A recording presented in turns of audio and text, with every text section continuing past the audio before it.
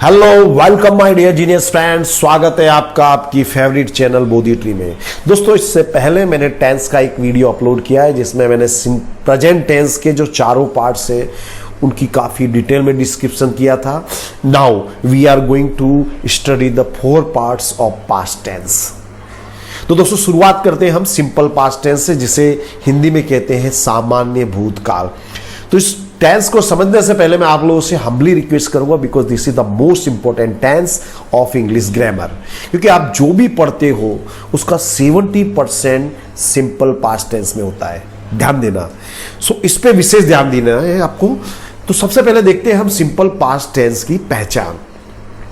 तो जिन वाक्यों से ज्ञात हो कि क्रिया भूतकाल में पूर्ण हो गई है और उसका वर्तमान पर कोई प्रभाव ना हो, उन्हें हम सिंपल पास्ट टेंस के वाक्य कहते हैं। यानी रात गई और बात गई। हमने पिछले साल एक कार खरीदी, यानी पिछले साल खरीदी, उसका भी वर्तमान से कोई लेना देना नहीं है। भारत ने 2011 में वर्ल्ड कप जीता। कब जीता? 2011 में। ये बात पुरानी हो चुकी, उसका वर्तमान से कोई लेना देना नहीं है।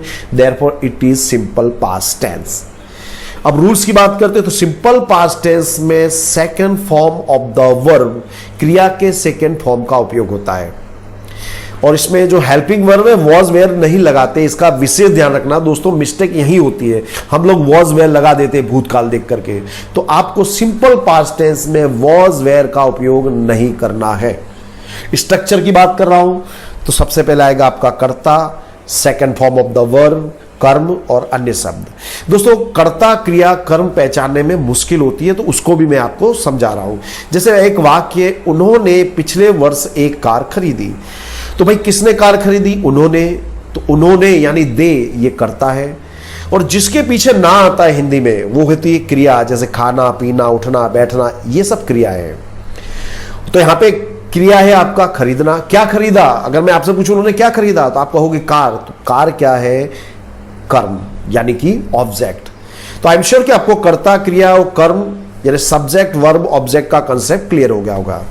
तो पहला वाक्य हमारा, उन्होंने पिछले वर्ष एक कार खरीदी। कब खरीदी? पिछले वर्ष। ये क्रिया है वो ऑलरेडी भूतकाल में हो गई है। तो they bought a car last year. Second sentence है, वे मैच देखने के लिए स्टेडियम गए। तो दोस्तों, यहां पे एक चीज और मैं आपको क्लियर करूंगा। यहां पे शब्द आया के लिए, यहां पे पर्पस दिखाया गया है। तो मैंने आपको बताया है कि पर्पज को दर्शाना हो तो हम इन्फिनिटिव का उपयोग करते हैं। तो आपका ट्रांसलेशन होगा, they went to the stadium to see the match. तीसरा वाक्य है, मोहन ने उसका बैग लिया और स्टेडियम गया। बैग लिया, स्टेडियम गया, दो इसमें सिंपल पास्ट टेंस के वाक्य आ रहे हैं। तो होगा, Mohan took his bag and went to the station. Fourth sentence है, उसने मुझे कल एक पेन दी। She gave me a pen yesterday. अब दोस्तों बात करते हैं नेगेटिव सेंटेंस की। तो याद रखिएगा, सिंपल पास्ट टेंस में नेगेटिव सेंटेंस बनाने के लिए डिड नॉट का उपयोग होता है। और डिड नॉट के बाद आता है first form of the verb. क्यों? क्योंकि डिड जो है ये डू का सेकंड फॉर्म है। डू का भूतकाल का रूप होता है डिड, यानी एक भूत आ गया तो दूसरा भूत नहीं आएगा, नहीं तो दो भूत मिलके पलित हो जाते हैं। इसको याद रखना दोस्तों। तो ये सिंपल पास्ट टेंस में दुनिया का एकमात्र इकलौता टेंस है जिसमें second form of the verb आता है और डिड नॉट आता है। ये दिमाग में रखिएगा। इसका स्ट्रक्चर है, सबसे पहले आएगा आपका सब्जेक्ट कर्ता, did not, first form of the verb, कर्म और अन्य शब्द। पहला वाक्य है, चपरासी ने समय पर घंटी नहीं बजाई। The peon did not ring the bell on time. Dinesh ने दरवाजा बंद नहीं किया। Dinesh did not close the door. उसने मेरा तोहफा स्वीकार नहीं किया। She did not accept my gift. अब बात करते हैं इंट्रोगेटिव सेंटेंस की। तो सिंपल पास्ट टेंस में इंट्रोगेटिव सेंटेंस बनाने के लिए कर्ता से ठीक पहले डिड का उपयोग करते हैं। वंस अगेन आई रिपीट कि यदि क्या वाक्य की शुरुआत में आए तो उसके लिए व्हाट नहीं लगाते किसी भी टेंस में। किसी भी वाक्य की शुरुआत, प्रश्नवाचक वाक्य की शुरुआत अगर क्या से हो रही है तो उसके लिए व्हाट नहीं लगाते। परंतु किंतु लेकिन यदि प्रश्नवाचक शब्द वाक्य के बीच में हो तो सबसे पहले उसकी अंग्रेजी लिखते हैं। नंबर 1, क्या तुमने मेरा कुत्ता कहीं देखा? तो यहां देखिए दोस्तों, क्या जो है ये वाक्य की शुरुआत में आया है। वाक्य की शुरुआत में आया इसलिए मैं इसके लिए व्हाट नहीं लगाऊंगा। तो इसका ट्रांसलेशन होगा did you see my dog anywhere. Second sentence है तुम कक्षा में कुत्ता क्यों लाए। तो यहां पे देखिए जो प्रश्नवाचक शब्द है क्यों, ये वाक्य के बीच में आया है, तो सबसे पहले जो क्यों है इसकी अंग्रेजी लिखेंगे वाई। तो why did you bring the dog in the class, तुमने मेरा दिल क्यों तोड़ा, why did you break my heart. फिर अगला वाक्य देखिए तुमने यह कार कब खरीदी, यहां पे प्रश्नवाचक शब्द है कब, तो सबसे पहले उसकी अंग्रेजी लिखी when, when did you buy this car. Ramayana किसने लिखी, तो किसने के लिए आता है हु रोट द रामायण। यहां पे आपने एक डिफरेंस नोटिस किया दोस्तों, हु के बाद मैंने डिड नहीं लगाया। तो सिंपल पास्ट टेंस में यदि प्रश्नवाचक वाक्य हु से बन रहा हो तो उसके बाद डिड नहीं लगाते, second form of the verb आता है। मोहन ने बाजार से कितनी किताबें खरीदी, तो कितना कितनी के लिए आता है हाउ मच और हाउ मेनी। या किताबों को हम गिन सकते इसलिए हम किसका उपयोग करेंगे how many books did Mohan buy from the market. यह पत्र किस लड़के ने लिखा, तो किस लड़के उसके लिए आएगा विच बॉय, और विच बॉय के बाद या विच बॉय विच गर्ल ऐसा शब्द जो आए उसके बाद भी डिड नहीं लगाते, तो क्या होगा विच बॉय रॉट दिस लेटर। तो सिंपल पास्ट टेंस का कंसेप्ट आपको क्लियर हो गया होगा। चलते हैं अगले टेंस की ओर। अगला टेंस है पास्ट कंटिन्यूअस टेंस, यानी चालू भूतकाल। तो देखिए इसके नाम से हमको लक्षण मालूम पड़ रहा है, चालू भूतकाल यानी भूतकाल में क्रिया चालू थी, भूतकाल में क्रिया चल रही थी। तो जिन हिंदी वाक्यों से ज्ञात हो कि भूतकाल में अमुक समय अमुक क्रिया चल रही थी उन्हें हम कहते हैं पास्ट कंटिन्यूअस टेंस। इन वाक्यों के अंत में रहा था, रही थी, रहे थे ये आता है। जैसे जब मैं मोहन के घर गया वह टीवी देख रहा था, यानी उस समय टीवी देखने की क्रिया चालू थी, therefore it is past continuous tense. बात करते हैं नियम की, तो पास्ट कंटिन्यूअस टेंस में सहायक क्रिया के रूप में एक वचन सिंगुलर सब्जेक्ट के साथ वॉच और प्लूरल बहुवचनकर्ता के साथ वेयर का उपयोग करते हैं। और इसमें दो शब्द विशेष आते हैं दोस्तों, वैन एंड वाइल। इसके उपयोग में बहुत मिस्टेक्स होती है, बट डोंट वरी, हकूना मटाटा, मैं आपको सब चीजें क्लियर कर रहा हूं। When shows point of time, क्रिया कब शुरू हुई ये दिखाना हो देन वी यूज वैन। और क्रिया कितने समय से चल रही थी ये दर्शाना हो तो हम दर्शाते हैं while, while shows period of time. तो इसका स्ट्रक्चर है दोस्तों, कर्ता, उसके बाद वॉज अथवा were, verb first form of the verb ING. दोस्तों याद रखिएगा कि कंटीन्यूअस टेंस में वर्ब के बाद आईएनजी अवश्य आता है और उसके बाद आएगा ऑब्जेक्ट कर्म और अन्य शब्द। वे उस समय फुटबॉल खेल रहे थे, तो they were playing football eight that time. Second, जब मैं मोहन के घर गया वह टीवी देख रहा था।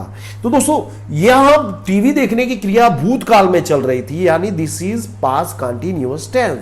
तो जब मैं मोहन के घर गया this is simple past tense, वह टीवी देख रहा था this is past continuous tense. तो टेंस की पहचान दोस्तों आपको दिमाग में रखनी है, आपको रटना नहीं है, क्योंकि रटंती विद्या फलंती नाही, समझना है। ये जो चीजें आपके दिलो दिमाग में छप जाएगी मैं आपको गारंटी देता हूं। जब मैं मोहन के घर गया वह टीवी देख रहा था, when I went to Mohan's house he was watching TV. मैंने एक हरा सांप देखा जब मैं रास्ता पार कर रहा था। I saw a green snake while I was crossing the road. मैंने यहां वाइल का उपयोग किया है क्योंकि मैं रोड पार करने की जो क्रिया चल रही थी उस दरमियान मैंने सांप को देखा, इसलिए इसको दिमाग में रखिएगा। जब मैं स्कूल पहुंचा चपरासी घंटी बजा रहा था। When I reached school the peon was ringing the bell.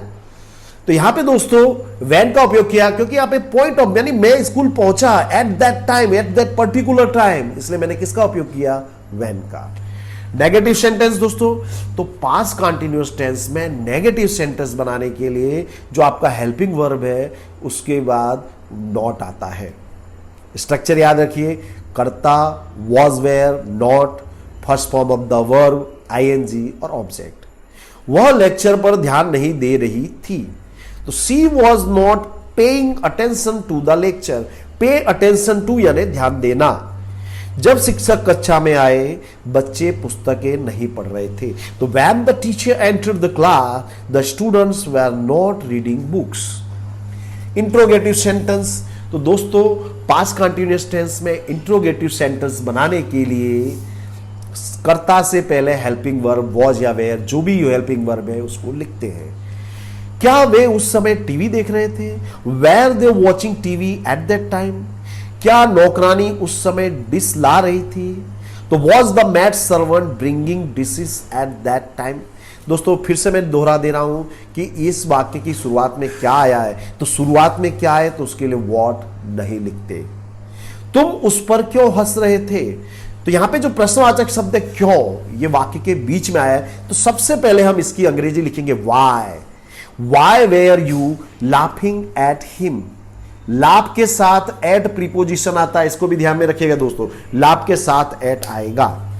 वे कमरा सही ढंग से साफ क्यों नहीं कर रहे थे? तो why were they not cleaning the room properly. जब मैंने टॉपिक समझाया तुम क्या कर रहे थे? तो what were you doing while I explain the topic, when I explain the topic. कौन सा लड़का कागज की नाव बना रहा था? तो कौन सा लड़का, इसके लिए होगा विच बॉय। कौन सी लड़की? विच गर्ल, इसको याद रखिएगा। तो which boy was making paper boats. तुम किसकी कार चला रहे थे? तो किसका, किसकी के लिए अंग्रेजी शब्द है whose car were you driving. Now friends, ये दूसरा जो पास्ट कंटिन्यूअस टेंस है आपके जहन में बैठ गया होगा, आप इसको पूरी तरह समझ सकते हैं, आई एम श्योर। अब देखते हैं पास्ट परफेक्ट टेंस, पूर्ण भूतकाल। तो इसमें विशेष ध्यान रखिएगा दोस्तों। पूर्ण भूतकाल का हम जनरली स्टोरी वगैरह कहने में, यानी भूतकाल की घटना का वर्णन करने में उपयोग करते हैं कि अमुक समय अमुक क्रिया पूरी हो गई थी, यह दर्शाना हो, then we use past perfect tense. तो जिन हिंदी वाक्यों से ज्ञात हो कि भूतकाल में अमुक क्रिया होने से पहले दूसरी क्रिया पूरी हो गई थी, उसे कहते हैं हम पास्ट परफेक्ट टेंस। तो इन वाक्यों के अंत में दोस्तों चुका था, चुकी थी, चुके थे, लिया था, ली थी, ये सब आता है। पास्ट परफेक्ट टेंस में सहायक क्रिया के रूप में हैड का उपयोग करते हैं और पास्ट परफेक्ट टेंस में वर्ब के, क्रिया के थर्ड फॉर्म का उपयोग करते हैं। ओके, कंसेप्ट क्लियर हो गया होगा। इसका स्ट्रक्चर देखिए, कर्ता, had, third form of the verb, कर्म और अन्य शब्द। वाक्य देखते हैं दोस्तों। मेरे स्टेशन पहुंचने से पहले ट्रेन प्लेटफॉर्म छोड़ चुकी थी। पहले इस वाक्य को समझिए दोस्तों, यहां दो क्रिया हुई है, स्टेशन पहुंचने की क्रिया और ट्रेन के प्लेटफॉर्म छोड़ने की क्रिया। तो पहले कौन सी क्रिया हुई? ट्रेन के प्लेटफॉर्म छोड़ने की, यानी जो ट्रेन प्लेटफॉर्म छोड़ चुकी थी, this is past perfect tense. तो आपको कंसेप्ट क्लियर हो गया होगा। तो the train had left the platform before I reach the station. Police के आने से पहले चोर भाग गया था। तो यहां पे दोस्तों दो क्रिया हुई, एक पुलिस के आने की और एक चोर के भागने की। चोर पहले ही भाग गया था, वो क्रिया पहले हुई थी, यानी वो क्या है? पास्ट परफेक्ट है। The thief had run away before the police arrived. हमारे प्रिंसिपल ने हमारी प्रशंसा की क्योंकि हमने ट्रॉफी जीत ली थी। तो our principal praised us because we had won the trophy. मालिक ने नौकर को डांटा क्योंकि उसने गहरे चुराए थे। The master scolded the servant because he had stolen ornaments. Ornament यानी गहने। अब बात करते हैं नेगेटिव सेंटेंस की। तो पास्ट परफेक्ट टेंस में नेगेटिव सेंटेंस बनाने के लिए हेल्पिंग वर्ब के बाद नॉट आता है, हैड के बाद नॉट आता है। उन्होंने समय पर कमरा साफ नहीं किया था। दे had not clean the room on time. Manager के पहुंचने से पहले टाइपिस्ट ने पत्र टाइप नहीं किए थे। तो the typist had not type the letter before the manager came. उसने मुझे पार्टी पर आमंत्रित नहीं किया था। तो she had not invited me to the party. अब दोस्तों इंट्रोगेटिव सेंटेंस की बात कर रहे हैं। तो इसमें इंट्रोगेटिव सेंटेंस बनाने के लिए, पास्ट परफेक्ट टेंस में इंट्रोगेटिव सेंटेंस बनाने के लिए कर्ता से पहले हैड का उपयोग करते हैं। जैसे क्या आपने उसे ऑफिस में देखा था? Had you seen him in the office? Deepak school क्यों नहीं गया था? Why had Deepak not gone to school? आपने उसे कितने पैसे उधार दिए थे? How much money had you lend him? दोस्तों मैंने बताया था कि हाउ मच और हाउ मनी का उपयोग कब होता है? हाउ मच होता है जिसे गिना ना जा सके। अब आप कहोगे कि पैसा तो गिना जा सकता है, then why am I using how much? दोस्तों पैसे को लिक्विड माना जाता है, तरल, उसका स्वरूप बदलता रहता है। Therefore I am using how much. जब पैसों के बारे में पूछना हो तो हाउ मच का उपयोग करेंगे, कीप इन माइंड। अब है पास्ट परफेक्ट कंटीन्यूअस टेंस। तो पास्ट परफेक्ट कंटीन्यूअस टेंस का उपयोग हम भूतकाल की किसी घटना का वर्णन करने के लिए करते हैं, स्पेशली इन स्टोरीज। जैसे अमुक समय अमुक क्रिया चल रही थी, ऐसा दर्शाना हो, then we use past perfect tense. यानी कि भूतकाल में एक क्रिया शुरू हुई और वो एक रेंज तक, एक अवधि तक चल रही थी, ऐसा दर्शाना हो, then we use past perfect continuous tense, यानी कि चालू पूर्ण भूतकाल। तो पास्ट पर से रहा था, से रही थे, से रहे थे, ये आता है। और इसमें दोस्तों सिंस और फॉर का बहुत उपयोग होता है।